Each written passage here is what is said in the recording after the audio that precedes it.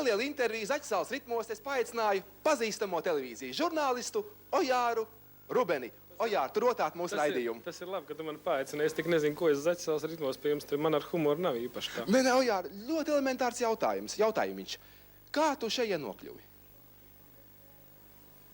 Tu zini, es esmu ļoti pateicīgs mūsu priekšniecībai, kur ir izlēmusi mūsu redakciju uz šejienu pārcelt kā pēdējo, jo vispār no vienas studijas uz otru, kamēr strādā abās studijās, nokļūt vispār nav iespējams. Ojār, es saprotu, nevajag. Mēs pēdējā laikā visi kritizējam. To mēs, protams, kritikai jābūt konstruktīvai. Lūdzu? Nu, tad es iesaku, kamēr mēs vēl varam necelt metro, mēs varam no vecā torņa uz šo jauno skaisto ēku novilkt 2 troses. Un... Jā, palaist funikulieri. Tā ir ideja. Pēdējais jautājums tev kā viesim. Kā tu šeit jūties?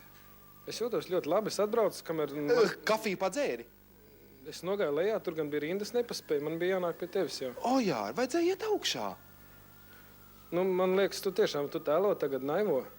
Tavā raidījumā? Jā, manā raidījumā bija par augšējo kafejnīcu, bet kafejnīcas vairs nebūs. Tas bija tikai projektā, kur mēs varēsim atnākt, uzaicināt kādu viesi, padzert kafiju, parādīt Rīgu no augšas. Tas ir bijis, pagājis. Vecie laiki, stagnācija.